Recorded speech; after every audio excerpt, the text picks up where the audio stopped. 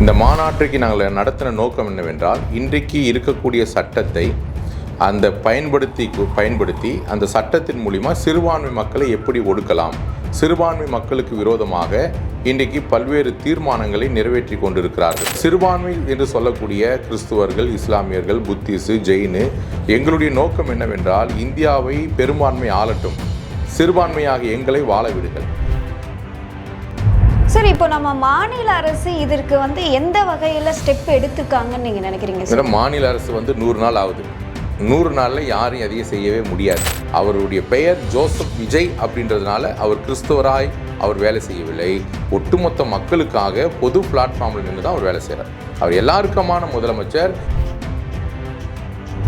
அரசியல் ஆதாயத்திற்காக யார் என்னென்ன பேச வேண்டுமோ என்று அவர்கள் இன்னைக்கு வரக்கூடிய இன்ஸ்டாகிராமில் ட்ரோல் பண்ணுவதற்காக, அவர்களை வெளியில் கொண்டு வருவதற்காக பல்வேறு கருத்துக்களை வைக்கிறார்களே தவிர, தூத்துக்குடியில் குறும்பூர் பகுதியில் ஒரு இரவாக ஒரு விநாயகர் கோயிலை இடித்தது. எங்களுக்கு அதில் எந்த உடன்பாடுமே கிடையாது. விநாயகர் கோயிலை நாங்கள் இடிக்கவும் சொல்லவில்லை. விநாயகர் கோயில் இடி எடுக்க வேண்டும் என்பதும் எங்களுடைய நோக்கங்கள் கிடையாது. கோர்ட்டினுடைய உத்தரவை மாண்புமிகு முதலமைச்சராக இருந்தாலும், நிதியமைச்சராக இருந்தாலும், மாண்புமிகு பிரதம மந்திரியாக இருந்தாலும் மதித்தாக வேண்டும். அதை மீற முடியாது. மதத்தை வைத்து அரசியல் செய்து ஆதாயம் தேடி மக்களை பிரிக்க வேண்டாம் என்பது எங்களுடைய தாழ்மையான வேண்டுகோள். மதத்தை வைத்து யார் அரசியல் பண்றதா நீங்க குறிப்பிடுறீங்க? மதத்தை வைத்து யார் அரசியல் பண்ணுகிறார்கள் என்பது உங்களுக்கு நன்றாக தெரியும். இந்த போதைப் பொருள் இந்த 2 மாதம் 1 மாதத்தில் வந்தது கிடையாது. இந்த போதைப் பொருள் பல ஆண்டுகளாக பல புழக்கத்தினால எந்த ஆட்சியில் வந்தது என்றது நமக்கு முக்கியம் கிடையாது. ஏன்னா தாவேகாவுடைய ஆட்சியை எல்லாரும் ஏமாற்றம் அப்படின்னு குறிப்பிட்டுட்டே இருக்காங்க எதிர்கட்சிகள். பிள்ளை பிறந்து 3 மாதம் தான் ஆகுது. 3 மாதத்தில் இந்த பிள்ளை நடக்கலையே, ஓடலையே, இந்த பிள்ளை செய்யலையே, சிரிக்கலையே, இந்த பிள்ளை கரிசோறு சாப்பிடலையேனா எப்படி? மக்கள் தீர்ப்பை நாம் மதித்தாக வேண்டும். இது மக்களுக்காக மக்கள் முடிவு செய்த ஒரு ஆட்சி. இந்த மக்கள் ஆட்சியை நம்ம யாருமே குறை சொல்ல முடியாது. வாய்ப்பு கொடுப்போம். சரியில்லை என்றால் எந்த மக்கள் தேர்ந்தெடுத்தார்களோ அதே மக்கள் வீட்டுக்கு அனுப்புவார்கள்.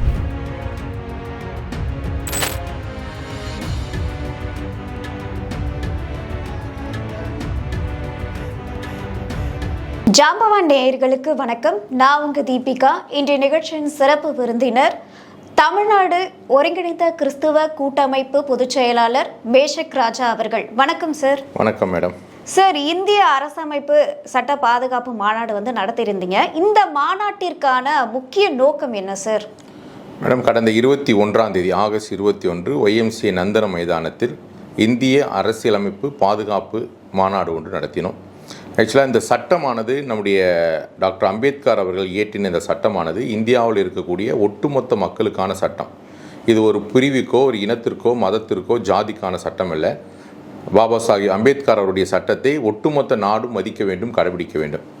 இந்த மாநாட்டுக்கு நாங்கள் நடத்தின நோக்கம் என்னவென்றால், இன்றைக்கு இருக்கக்கூடிய சட்டத்தை அந்த பயன்படுத்தி அந்த சட்டத்தின் மூலிமா சிறுபான்மை மக்களை எப்படி ஒடுக்கலாம், சிறுபான்மை மக்களுக்கு விரோதமாக இன்றைக்கு பல்வேறு தீர்மானங்களை நிறைவேற்றி கொண்டிருக்கிறார்கள். உதாரணத்திற்கு FCRI சட்டம், இந்த வெளிநாட்டு நிதியை பல நிறுவனங்கள் பெற்று அந்த நிறுவனத்தின் மூலியமாக நிதி பங்களிப்பின் மூலியமாக நிறைய ஏழை எளிய கிராமத்தில் இருக்கிற நடுத்தர மக்கள் எல்லாம் பயன்படுகிறார்கள். கல்வி கிடைக்கிறது, மருத்துவம் கிடைக்கிறது, சுகாதாரம் கிடைக்கிறது, நோய்வாய்ப்பட்டால் அவர்களுக்கு தேவையான பாதுகாப்பு எல்லாம் கொடுக்கக்கூடிய ஒரு நிதி அளிப்பு FCRI என்று சொல்லக்கூடிய அதை இப்பொழுது தடை செய்கிறார்கள். அது மாத்திரமல்ல, மெயினாக இந்த சட்டத்தை இப்போ முஸ்லீம்களுக்கு 3.5% இடஒதுக்கீடை இப்பொழுது ரத்து செய்திருக்கிறார்கள். மதுரை உயர்நீதிமன்றத்தினுடைய நீதியரசர் GR சாமிநாதன் அவர்கள் அது இப்பொழுது இஸ்லாமியர்களுக்கு 3.5% இடஒதுக்கீடு கிடையாது என்று. அப்போ சிறுபான்மை என்று சொல்லக்கூடிய கிறிஸ்துவர்கள், இஸ்லாமியர்கள், புத்திசு, ஜெயினு, எங்களுடைய நோக்கம் என்னவென்றால், இந்தியாவை பெரும்பான்மை ஆளட்டும், சிறுபான்மையாக எங்களை வாழ விடுங்கள், நாங்கள் வாழ்வதற்கு ஆயத்தமாக இருக்கிறோம், எங்களை நசுக்காதீர்கள் என்று சொல்லிதான் எங்களோடு கூட உயர்நீதிமன்ற, உச்ச நீதிமன்ற முன்னாள் ஓய்வு பெற்ற மூத்த நீதிபதிகள் வந்திருந்தார்கள், வழக்கறிஞர்கள் இருந்தார்கள், திரைப்பட நடிகர்கள் இருந்தார்கள், முன்னாள் அமைச்சர், இன்னாள் அமைச்சர், பல்வேறு இஸ்லாமிய கிறிஸ்துவ கட்சியினுடைய தலைவர்கள், அமைப்பு எல்லாரும் சேர்ந்து நாங்கள் அரசுக்கு எதிராகவோ அல்லது அரசை ஆண்டு கொண்டிருக்கிறவர்கள் எதிராக நாங்கள் பேசவில்லை. சட்டத்தை மதியுங்கள், சட்டம் எங்களுக்கு என்ன சொல்லிக் கொடுக்கிறது? ஆர்டிகல் 25 பிரகாரமாக இந்திய அரசியலமைப்பு சட்டம் அவரவர்கள் அவருடைய சுதந்திரமாக மதத்தை வழிபடுவதற்கோ பிரச்சாரம் பண்ணுவதற்கோ அல்லது மதத்தை பற்றி சொல்வதற்கோ உரிமை உண்டு. அதை யாரும் நீங்கள் தடை செய்யாதீர்கள், எங்களை நசுக்காதல் என்று சொல்லிதான் எங்களுடைய உரிமைகளை அரசியலமைப்பு சட்ட பாதுகாப்பு, அந்த சட்டம் ஒரு பாதுகாக்கப்பட வேண்டிய சட்டத்தை எங்களுக்கு கொடுங்கள் என்று சொல்லிதான் அன்றைக்கு நாங்கள் அந்த கோரிக்கை மாநாட்டை நாங்கள் நடத்தினோம். சரி, இப்போ உங்களை திட்டமிட்டு மத்திய அரசு இந்த போன்ற ஒரு செயல்களில் ஈடுபடுறாங்க அப்படின்னு சொல்ல வரீங்களா? இல்லை, திட்டமிட்டு கடந்த இப்பொழுது பாரத பிரதமர் அவர்களுடைய ஆட்சியாக இருக்கட்டும், நான் என்ன சொல்றேன்னா, இந்த FCRA சட்டம் எதற்காக கொண்டு வந்தார்கள் என்றால், நம்முடைய மாண்புமிகு உள்துறை மந்திரி அருமையான அமித்ஷா அவர்கள் ஒரு பாராளுமன்றத்தில் ஒரு காரியத்தை சொல்லுகிறார். என்ன சொல்லுகிறார் என்று சொன்னால், FCRA சட்டம், FCRAக்கு வெளிநாட்டினுடைய நிதி பங்களிப்பு உங்களுக்கு ஒருவருக்கு வரும் பொழுது அது 30% பயன்படுத்துகிறீர்கள், 70% அது மிஸ்யூஸ் ஆகுது என்று அவர் கருத்தை முன்வைத்து தான் இந்த FCR சட்டத்தை ரத்து செய்ய வேண்டும் என்று சொல்லுகிறார். எங்களுடைய கேள்வி என்னென்றால், ஒருவர் தவறு செய்தால் ஒட்டுமொத்தமும் தவறு செய்தது போல் ஆக முடியாது. ஒரு காவல்துறையில் ஒருவர் தவறு செய்தால், ஒரு நீதித்துறையில் ஒருவர் தவறு செய்தால் ஒட்டுமொத்தமும் நாம் தவறு சொல்ல முடியாது.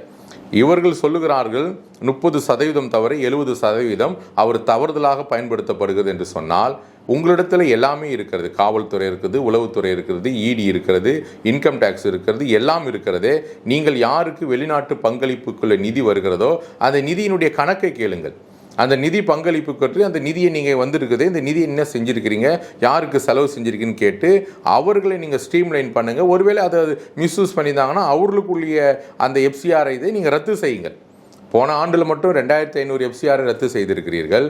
நாங்கள் என்ன சொல்கிறோம்னா, இன்றைக்கி தமிழ்நாட்டில் ஒட்டுமொத்த இந்தியாவிலேயே இன்றைக்கி கல்வியாக இருக்கட்டும், சுகாதாரமாக இருக்கட்டும், அடிப்படை வசதிகளை கிறிஸ்துவம் இல்லை என்று சொன்னால், கிறிஸ்துவ மிஷினரி இல்லை என்று சொன்னால், இன்றைக்கி பிள்ளைகளுக்கு படிப்பு இருந்திருக்காது, சுகாதாரம் இருந்திருக்காது, கல்வி இருந்திருக்காது, பிள்ளைகள் சரியாக ஒழுக்கமாக இருந்திருக்க முடியாது. இன்றைக்கி எத்தனையோ பாராளுமன்றத்தில் இருக்கக்கூடிய அமைச்சர்கள், இன்க்ளூடிங் நம்முடைய நிதி அமைச்சர் அக்கா நிர்மலா சீதாராமன் அவர்கள் கூட ஒரு கிறிஸ்துவ பள்ளியில் படித்தவர்கள்.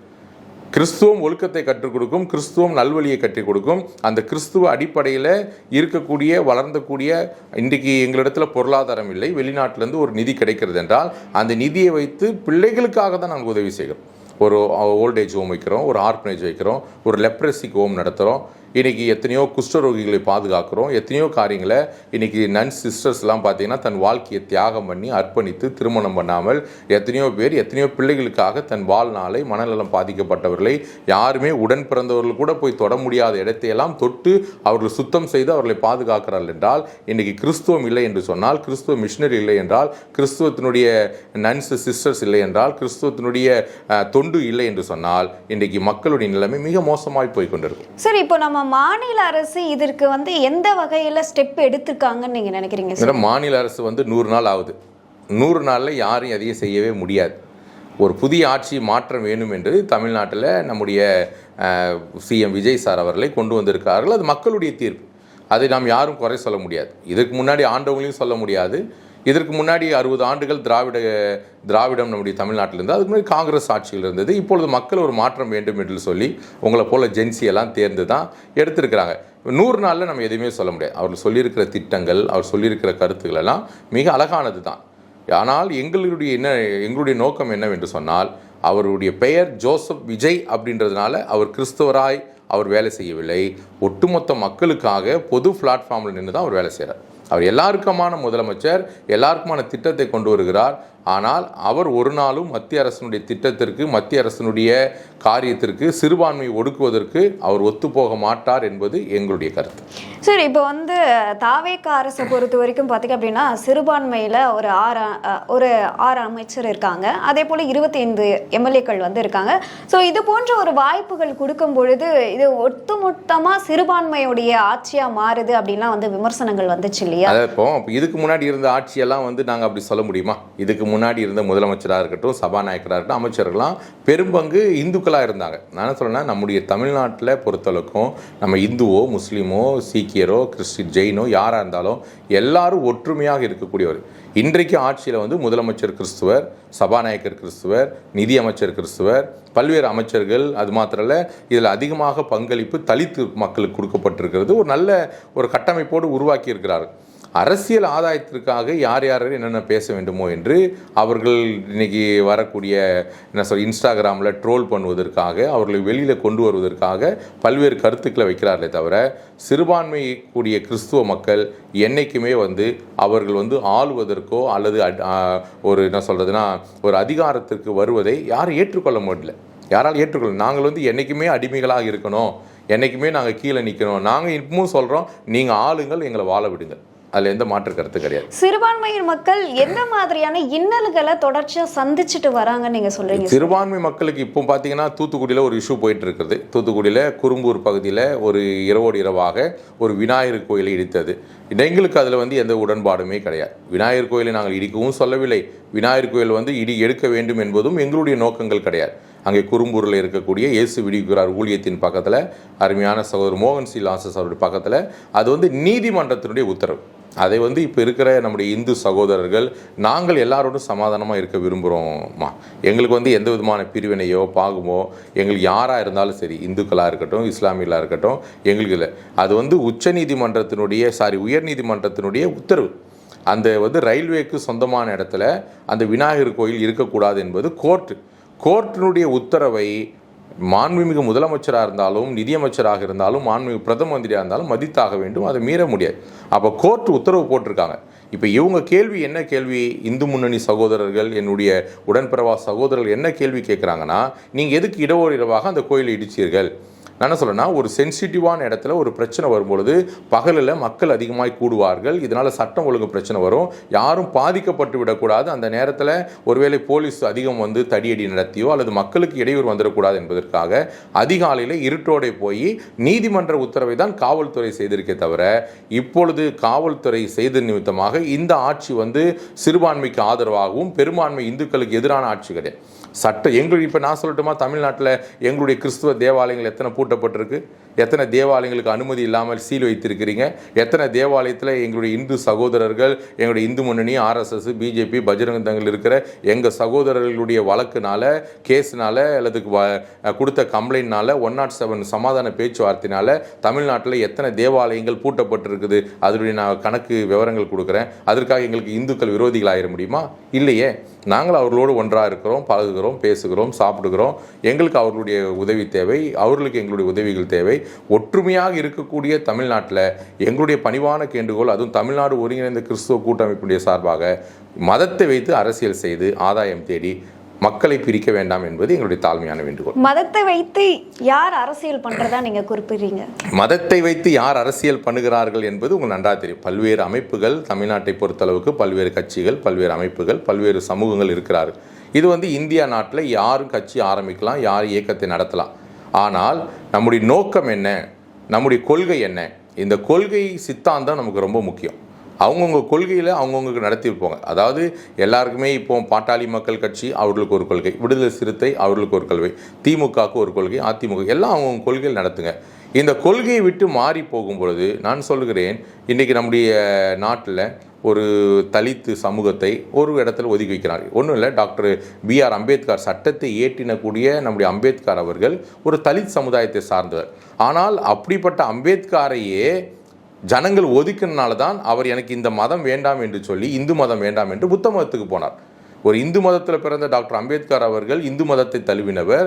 ஆனால் இந்து மதம் ஒரு தலித் சமுதாயத்தை சேர்ந்தவர் என்று சொன்னதுனால தான் அவர் தான் தழுவின அந்த மதத்தை விட்டு ஒரு புத்த மதத்துக்கு போனார். ஏன் மதத்தை வைத்து அரசியல் செய்தார்கள்? ஒரு சமூகத்தில் பிறந்த ஒரு மனிதன் சராசரியாக எந்த சமூகத்தில் பிறந்தாலும் ஒரு ஆணாக பெண்ணாக பிறக்கும் பொழுது அவனுடைய சரீரத்தில் ஓடக்கூடிய இரத்தமானது எல்லாருடைய உடம்புலும் ஒரே இரத்தம் தான் ஓடிக்கொண்டிருக்கு. அப்படிப்பட்ட இந்த சமுதாயத்தில் நீங்கள் ஏன் மதத்தை வைத்து பிரிக்கிறீர்கள், ஜாதியை வைத்து பிரிக்கிறீர்கள்?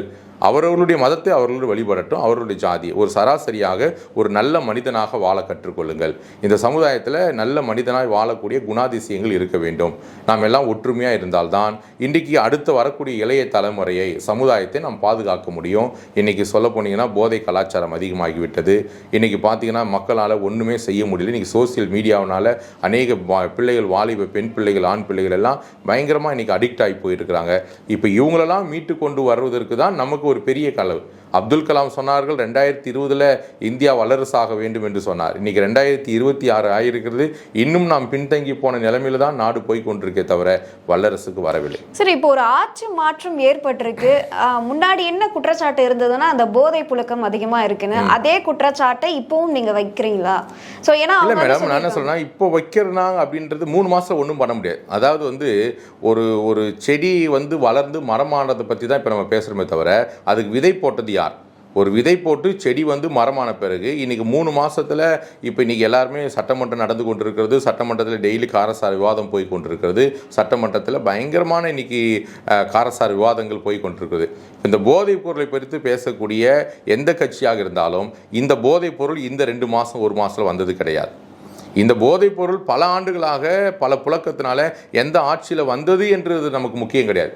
இது வருவதற்கு யார் காரணமோ அல்லது வருவதற்கு, ஏன்னா நம்முடைய தமிழ்நாட்டில் இருக்கக்கூடிய 4 எல்லைகளை கண்காணிப்பது நம்முடைய காவல்துறை. அது கேரளாவாக இருக்கட்டும், தமிழ்நாடாக இருக்கட்டும், ஆந்திராவாக இருக்கட்டும், பாண்டிச்சேரியாக இருக்கட்டும், சுற்றி இருக்கிற 4 எல்லையை பாதுகாக்கக்கூடியது நம்முடைய காவல்துறை. நம்மக்கிட்ட உளவுத்துறை இருக்கிறது, காவல்துறை இருக்கிறது. இது போக எல்லா விதமான பயிற்சி பெற்ற காவல்துறைகள்லாம் இருக்கும் பொழுது எப்படி தமிழ்நாட்டுக்குள்ளே போதை வருகிறது அதை கண்டுபிடிக்க வேண்டும். ஏன்னா தாவேகாவுடைய ஆட்சியை வந்து எல்லாரும் ஏமாற்றம் அப்படின்னு வந்து குறிப்பிட்டுட்டே இருக்காங்க எதிர்கட்சிகள். உண்மையாவே இது வந்து ஒரு ஏமாற்றம். ஒரு கல்யாணம் பண்ண உடனே எல்லாம் இவங்க எப்படி வாழ்ந்தாங்கலாம் சொல்ல முடியாது.